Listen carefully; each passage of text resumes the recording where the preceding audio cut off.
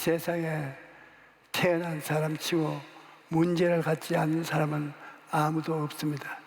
그런데 어떤 사람들은 문제를 잘 해결함으로써 신앙도 향상되고 생활도 더 좋아집니다. 그러나 어떤 사람들은 문제에 짓눌려서 그대로 파멸당하고 마는 것입니다. 이러므로 문제를 당했을 때 어떤 태도를 가지는가, 어떻게 문제를 해결하는가, 우리의 미래를 결정하게 되는 것입니다. 첫째로 문제를 당했을 때 우리는 하늘을 바라보아야 하는 것입니다. 병든 사람들이 나는 병들었다, 나는 병들었다 그러면서 병만 바라보면 병이 한없이 커져요. 병을 바라보면 두려움과 근심, 걱정 때문에 병이 더 악화되는 것입니다. 그러므로 문제를 바라보지 말고 문제를 해결하시는 하나님을 바라봐야 하는 것입니다.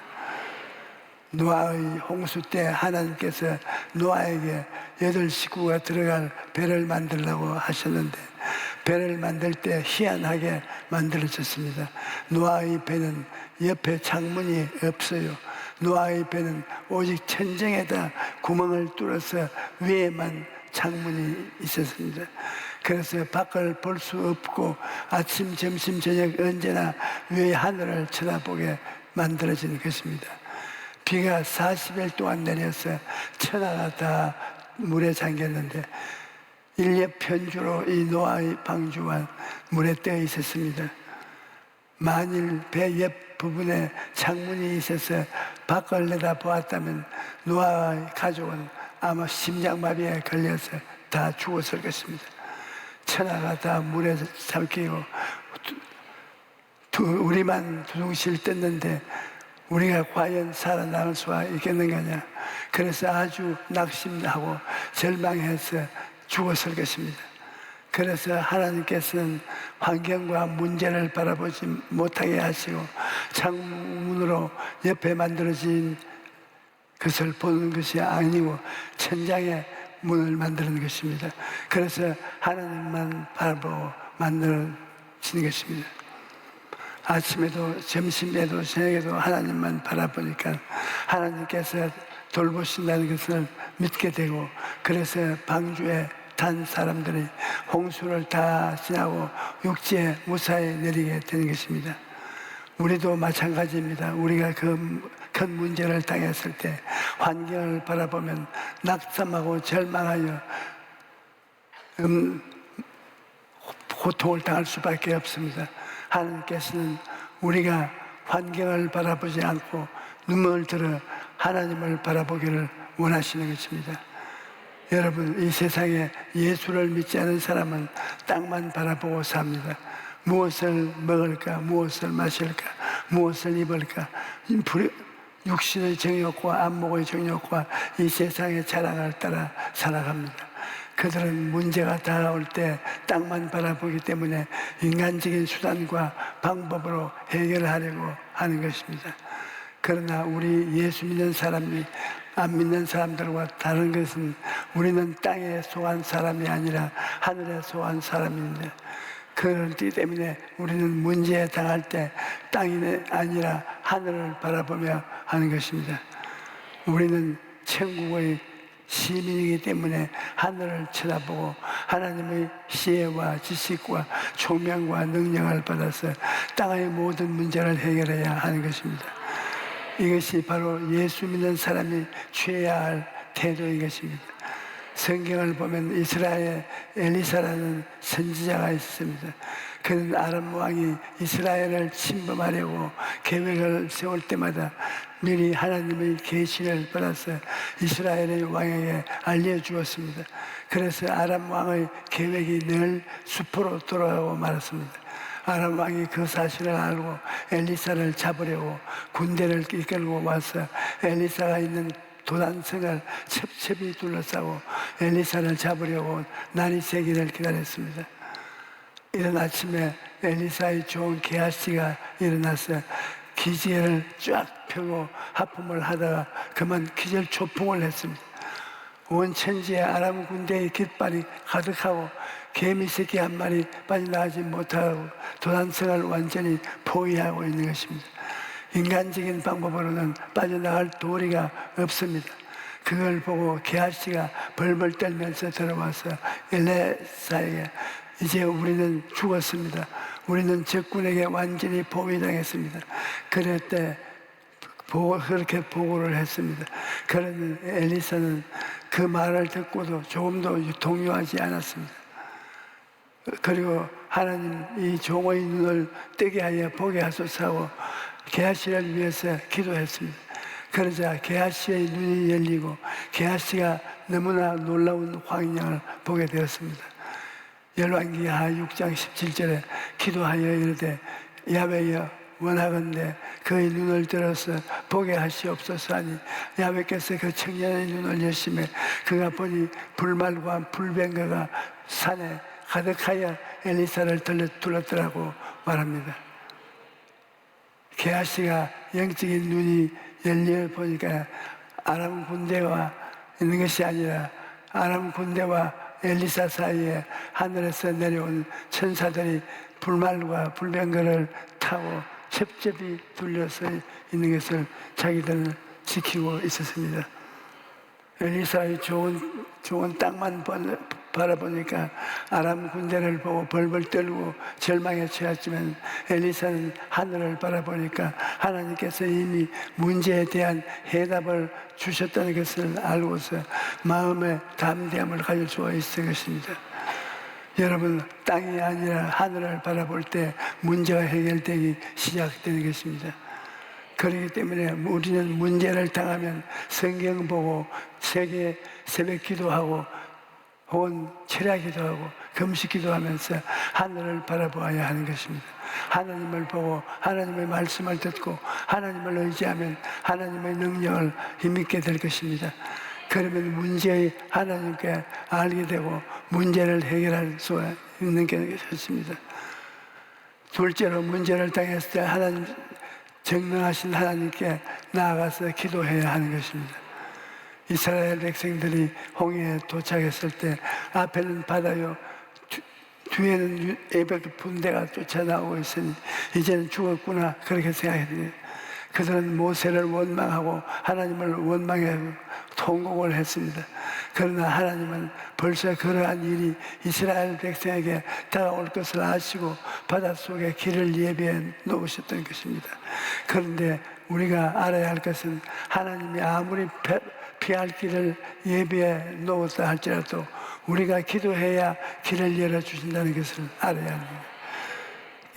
출애굽기 14장 21절에 모세가 바다 위로 손을 내밀면 야훼께서 큰 동풍이 밤새도록 바닷물을 물려가게 하시니 물이 갈라져서 바다가 마른 땅에 되어 있었다고 말합니다. 홍해 앞에 서서 모세가 기도하자 하나님께서 홍해를 가르시고 이스라엘 백성들이 바다 가운데로 지나게 하셨던 것입니다. 또 이스라엘 백성들이 광야를 지날 때 마실 물이 떨어졌습니다. 광야에서 마실 물이 없으니 얼마나 고통스럽겠습니까?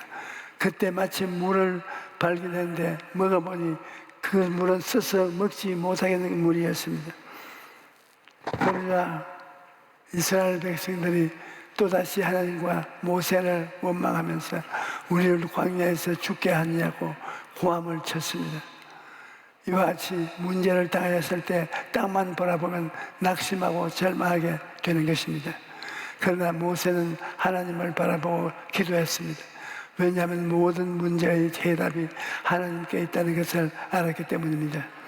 그런데 모세는 문제를 당했을 때 땅이 아니라 하늘을 바라보아서 기도했던 것입니다. 모세가 기도하자 하나님께서는 문제 해결할 수 있는 길을 보여주셨습니다. 출애굽기 15장 25절에 모세가 야훼께 부르시었더니 야훼께서 그에게 한 나무를 가리키시니 그가 물에 던지니 물이 달게 되었더라고 말합니다. 하나님은 그들이 이런 일을 당할 것을 아시고 벌써 그곳에 물을 달게 하는 나무를 심어서 자라게 하셨던 것입니다. 그리고 모세가 기도할 때 그 나뭇가지를 물에 던지라고 방법을 알려주신 것입니다. 그러므로 여러분, 문제를 당하였을 때는 기도해야 합니다. 기도하면 하나님께서 예비하신 길을 발견할 수가 있는 것입니다.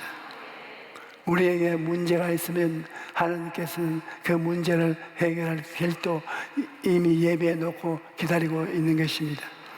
그러나 성령으로 그것을 알려주시기 때문에 원망이나 불평이나 탄식을 하는 사람은 그 길을 알지 못합니다. 그러나 기도하는 사람은 성령으로 말미암아 문제에 대한 해답을 발견할 수가 있는 것입니다. 오늘날 현실이 너무 암담하고 답답하니까 많은 사람들이 길이 안 보인다고 말합니다. 정치도 길이 안 보이고 경제도 길이 안 보이고 앞으로 어떻게 살아야 할지 막막하다는 것입니다. 그러나 기도하는 사람들에게는 하나님께서 길을 열어주시는 것입니다. 여러분, 문제를 당했을 때 사람의 눈에는 길이 보이지 않는 것입니다. 홍해를 만났을 때 바다가 갈라질 것이라고 누가 생각했겠습니까? 먹을 물이 떨어졌을 때 바위에서 물이 나올 거라고 누가 생각했겠습니까? 먹을 양식이 떨어졌을 때 하늘에서 만나가 내릴 것을 누가 생각했겠습니까? 나사로가 죽었을 때 주님께서 그를 살리실 것이라고 누가 생각했겠습니까? 고린도전서 2장 9절에 기록된 바 하나님이 자기를 사랑하는 자를 위하여 예비하신 모든 것은 눈으로 보지 못하고 귀로 듣지 못하고 사람의 마음으로 생각하지도 못하였다고 함과 같으니라고 말합니다. 우리는 하나님이 예비하신 길을 정확하게 알 수 없습니다. 그러니 분명한 것은 기도하면 하나님께서 우리에게 예비하신 길을 보여주신다는 것입니다. 나 야베가 이같이 말하노라. 바다 가운데 길을 큰 물길 가운데 지름길을 내고라고 말씀합니다. 또 보라, 내가 새 일을 행하리니 이제 나타날 것이라. 너희가 그것을 알지 못하겠느냐? 반드시 내가 광야에 길을 사막에 강을 내리니 장차 들짐승 곧 성냥이와 타조도 나를 존경할 것은 내가 광야에 물을 사막에 강들을 내어 내 백성 가운데 내가 택한 자에게 마시게 할 것이라고 말씀을 하고 있습니다. 기도하면 하나님께서 이같이 길을 없는 곳에 길을 만들어 주십니다. 그러므로 우리는 문제를 만났을 때 하늘을 바라보고 전능하신 하나님께 기도해야 되는 것입니다. 셋째로, 우리가 기도로서 문제를 맡기면 주님께서 우리에게 쉼을 주시는 것입니다. 예수님께서는 오늘 우리에게 수고하고 무거운 짐 진 자들아 다 내게로 오라, 내가 너희를 쉬게 하리라고 말씀하십니다. 여러분, 하나님은 여러분의 문제를 해결하기를 원하시고 있는 것입니다. 그렇기 때문에 예수님께서 십자가에 못 박히는 것입니다. 요한복음 1장 29절에 이튿날 요한이 예수께 자기에게 나오시는 법을 이르되 보라, 세상 죄를 지고 가는 하나님의 어린 양이로다라고 말합니다. 예수님께서 여러분과 나의 죄를 다 짊어지고 십자가에서 몸짓고 피 흘려 죽으셨기 때문에 우리의 문제를 해결하고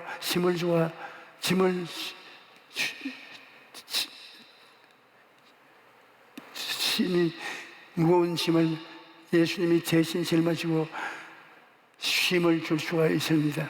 죄 때문에 하나님과 원수된 문제도 예수님이 십자가에서 다 해결하셨습니다. 병의 문제도 예수님이 십자가에서 다 짊어지고 해결하셨습니다. 저주의 문제도 죽음의 문제도 예수님이 십자가에서 다 해결하시는 것입니다. 예수님께서 십자가에서 다 이루시고 수고하고 무거운 짐 진 자들아 다 내게로 오라, 내가 너희를 쉬게 하려고 초청하시는 것입니다. 그러므로 우리가 수고하고 무거운 짐을 주님께 맡기면 주님께서 우리의 짐을 대신 져주시고 문제가 해결되는 것입니다. 저는 지난 60년 동안 목회하면서 수많은 성도들을 만났습니다. 그런데 자기의 문제를 하나님께 맡기신 사람은 어떤 형태든지 하나님께서 문제를 해결하시는 것을 보았습니다. 하지만 하나님께 맡기지 아니하고 늘 울고 불고 원망하고 불평하고 탄식하고 그 문제를 자기가 부둥켜 안고 몸부림치는 사람은 그 문제를 말미암아 파멸되는 것을 또한 많이 보았습니다. 여러분, 기도를 통해 문제를 하나님께 맡기십시오. 저는 기도할 때 이런 마음이 상상을 합니다. 내가 기도할 때 하나님께서 내 인생의 부둣가에서 배를 가지고 와서 내 무거운 모든 짐을 이 배에 짐 실듯이 실어버리라고 그러면 나는 그 배에 나의 모든 짐을 다 실어버립니다. 그러고 난 다음에 하나님 다 실었어요. 이제 떠나세요. 그러면 내 짐을 심은 배가 떠나버립니다. 일단 배가 떠나면 이제는 하나님의 책임입니다. 그 배를 운전하시는 분은 하나님이시기 때문에 절대로 잘못 운전할 리가 없습니다. 그렇게 맡기고 나면 우리 마음이 얼마나 편안한지 모릅니다. 대개 우리 성도들이 실패하는 것은 기도가 부족해서 실패하는 것이 아닙니다. 성도님들이 성전에 와서 기도할 때 보면 하나님이여 이 일도 맡깁니다. 저 일도 맡깁니다. 괴로운 나의 모든 짐을 다 맡깁니다. 그렇게 간절하게 기도를 합니다. 그런데 성전을 떠나갈 때 그 짐을 도로 다 찾아가는 건 없습니다. 잠시 동안이나 맡아주시는 것을 감사합니다. 내일 와서 또 다시 한 번 더 맡겨보겠습니다. 이렇게 함으로 하나님께 잠시 맡겼다가 도로 다 찾아버려 가기 때문에 하나님이 그 일을 책임질 수가 없는 것입니다. 그러므로 주님께 맡길 때는 완전히 맡겨야 합니다. 살든지 죽든지 승하든지 망하든지 성하든지 죄하든지 나는 주님께 맡기고 순종하겠습니다. 그렇게 기도하고 문제를 완전히 주님께 맡겨야 되는 것입니다. 그 다음 문제를 당했을 때는 내 고집을 부리지 말고 깨어져야 되는 것입니다. 주님께서는 난 마음이 온유하고 겸손하니 나의 멍에를 메고 내게 배우라.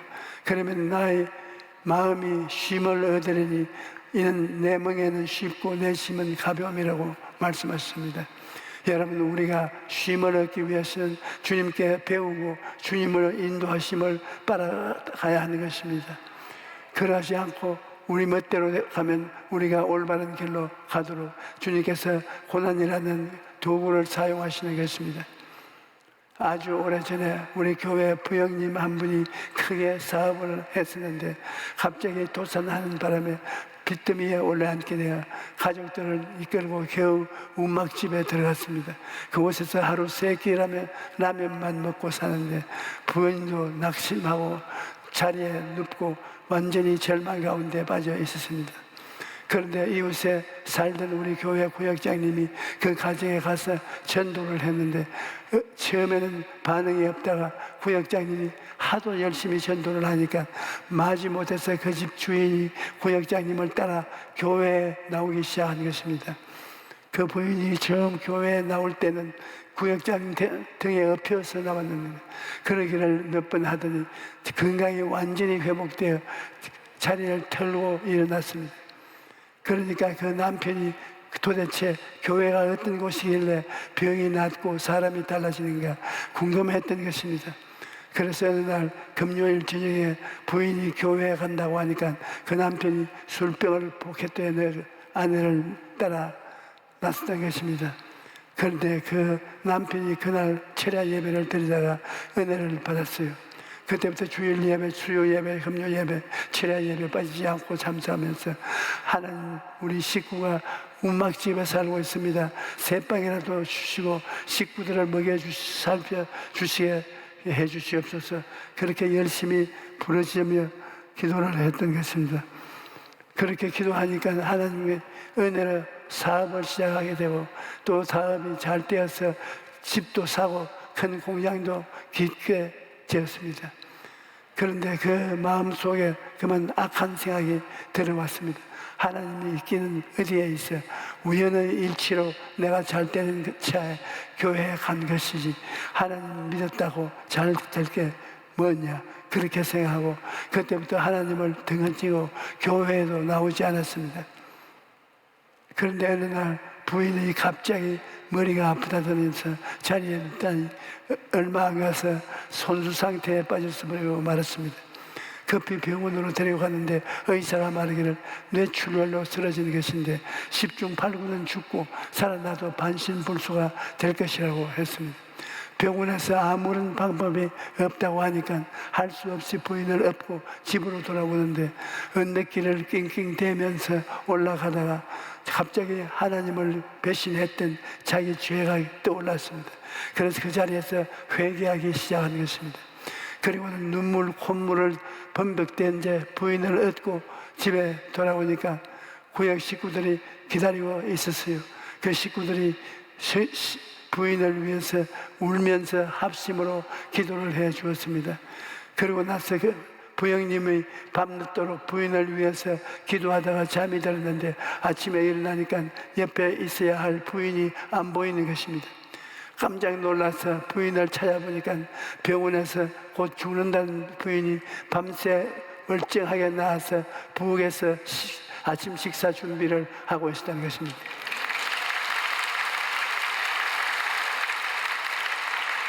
여러분, 문제를 당했을 때 하나님을 섬기지 않고 자기 중심으로 살던 것을 회개하고 간절하게 기도하면 주님께서 친히 해결해 주시는 것입니다.